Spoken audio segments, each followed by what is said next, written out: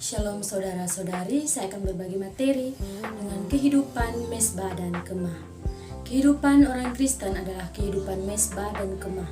Mesbah ditunjukkan kepada Allah dan kemah ditunjukkan kepada dunia. Allah menghendaki agar anak-anaknya mempunyai mesbah di hadiratnya dan juga mempunyai kemah di bumi. Ada mesbah, pastilah tinggal di kemah. Dan ada kemah, pastilah tetap datang ke mesbah. Mustahil mempunyai mesbah tanpa kemah. Pula mustahil mempunyai kemah tanpa mesbah.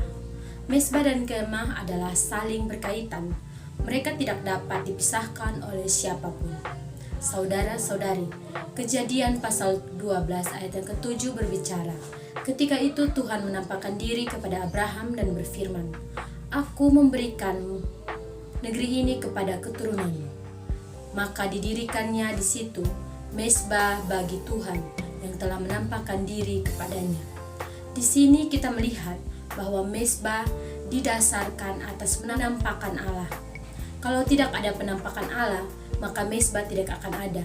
Siapapun tidak akan dapat mempersembahkan diri kepada Allah kalau ia tidak mendapatkan penampakan Allah. Saudara-saudari, hanya apabila Allah menampakkan diri kepada manusia, maka manusia dapat membawa segalanya ke atas mesbah untuk dipersembahkan kepada Allah. Konsekrasi atau persembahan tidak berasal dari anjuran manusia, bukan pula karena dorongan manusia, melainkan berasal dari Allah. Jika Allah tidak menampakkan diri, maka tidak akan ada seorang pun yang dapat dengan inisiatif sendiri membawa segalanya ke atas mesbah. Saudara-saudari, tidak ada seorang pun yang dapat dengan inisiatif sendiri mempersembahkan diri kepada Allah.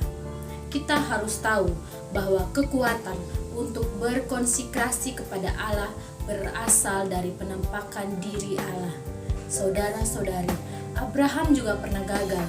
Dia meninggalkan mesbah dan kemah untuk turun ke Mesir, tetapi kemudian ia memulihkan kembali. Bagaimana dia memulihkannya? Dalam Kejadian pasal 13 ayat yang ketiga hingga keempat mengatakan, ia berjalan dari tempat persinggahan ke tempat persinggahan, dari tanah Negeb sampai dekat Betel, di mana kemahnya mula-mula berdiri antara Betel dan Ai. Ke tempat mesbah yang dibuatnya dahulu di sana, disitulah Abraham memanggil nama Tuhan. Saudara-saudari, pemulihan adalah kembali kepada mesbah dan kemah. Hari ini apakah Anda gagal? Apakah Anda jatuh? Adakah yang telah berubah dari dan tawar? Adakah yang turun ke Mesir, memiliki selera sendiri, memiliki harapan sendiri, memiliki kedambaan sendiri, memiliki tuntutan sendiri? Jika ada yang mencari jalan pemulihan, baliklah kepada mesbah dan kemah. Firman Allah memperlihatkan kepada kita bahwa pemulihan Abraham adalah kembali lagi kepada kedudukan mesbah dan kemah yang semula. Jadi saudara-saudari, pemulihan adalah kembali kepada kemah, kembali kepada mesbah. Kiranya Allah memberi karunia kepada kita agar di hadapannya kita melihat betapa pentingnya persembahan itu sehingga mempersiapkan satu kehidupan mesbah dan kemah. Amin.